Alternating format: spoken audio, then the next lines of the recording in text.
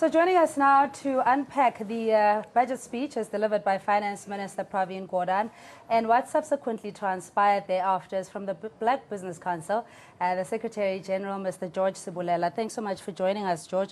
Now, just give us a sense of what happened at the Nedlac meeting on Friday.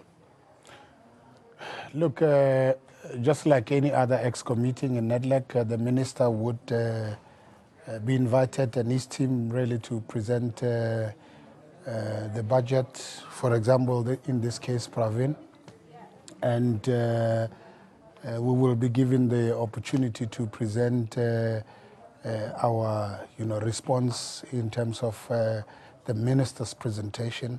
And we did exactly that. BBC had its own position in terms of what we think the budget stands for. And Busa presented their response, and COSATU also presented their response, and the community presented, and lastly the FEDUSA also presented their response. Okay, so this is just a natural progression of what happens post the budget speech. But according to reports, the Black Business Council is of the view that the minister essentially toed the line and maintained the status quo when it comes to what has popularly been known as white monopoly capital and protecting the interests of the minority who's already benefiting from apartheid structures. Is it your view that the minister is not necessarily supporting radical economic transformation? Look, I think there are two things here. What is critical is, remember, recently we come from SONA, the State of the Nation address by the President of the Republic, Mr. Jacob Zuma. And bear in mind what the President said in his, as an opening around radical economic transformation.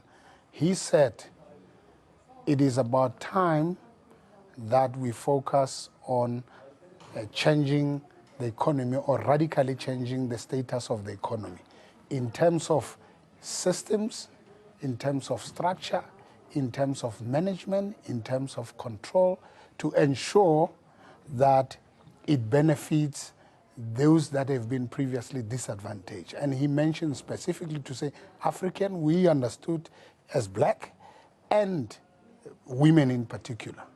And therefore, this radical economic transformation, it's more inclusive on the basis that it's for all, but in particular, the following identified, which is black and the disadvantaged, which is also the women. Okay, let's go back to the question. Yeah. You say that the finance minister is not in support of radical economic transformation by virtue of not having said these words in that order in his budget speech. I'm not saying he's not in support. I'm saying the content of the budget of what he presented does not demonstrate that he supports radical economic transformation. There are two different things here. Because what we wanted to see in the budget is what the minister did not capture, which are critical in ensuring that it fulfills what the president wanted to achieve and what the BBC want to achieve in a nutshell. In reports as well, the minister retorts and says that the BBC is only interested in one political narrative and also wants to capture the treasury to benefit a particular family. No. I don't. I want to try and avoid the personal discussion of vendettas. But I want to deal specifically to say, when we raised our issues, it was interpreted as us not fulfilling, not in fact playing the ball in terms of working with National Treasury. And I don't think it's correct interpretation. Because what we are doing is we are saying as BBC, what do we stand for, what do we want to achieve, and what do we want to see the economy to look like.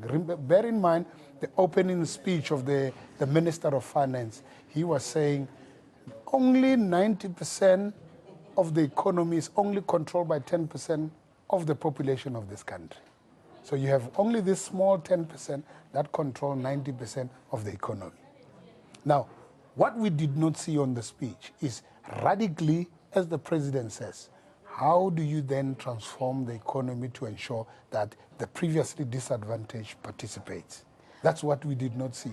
on the Minister of Finance. What are your concerns on the triple PFA with regards to the 30% designated for black businesses? That is, if it's feasible or not. Well, our first position right from the beginning, we've always said the triple PFA must be repealed. And bear in mind that the president also made it public that it must be repealed. We have always said that because we don't believe that it fulfills really the requirements or fast track the participation of black business. By the way in which it's structured, it was geared to advance the big monopoly capital. There's no doubt about that. Secondly, when they talk about 30% of black business to be subcontracted to black business, I don't think is the real truth. I don't think is what the policy really is intended to do, because you have what we call the QSE, which is a qualified small enterprises. Then you have the EME, which is the emerging medium enterprises. Both of them are not really required to be black. It's only by qualification of a turnover. Now, if you go in the rural places outside the Gauteng major metropolitan areas, you would realize that it's predominantly white companies that sits there. And all of them don't need to justify black ownership. Secondly, it also gives an exemption to some of these big corporate companies on the basis that if they can apply and justify that they don't have to do 30% subcontracting, they will be exempted. Now that is in real sense does not fulfill our position and the requirements of the BBC. What we require at this point in time, we have mentioned very clearly, we want 51% set aside for black business. We want to see black industrialization to be real. We want to establish and make sure that black people are set up in manufacturing businesses to run their own businesses. George, I'm sure we'll have you up again just to dissect and unpack the speech by the minister and see how it fulfills the radical economic transformation agenda. That is George Sebolela. He is the Secretary General of the Black Business Council, speaking to us on the aftermath of the Finance Minister's speech recently.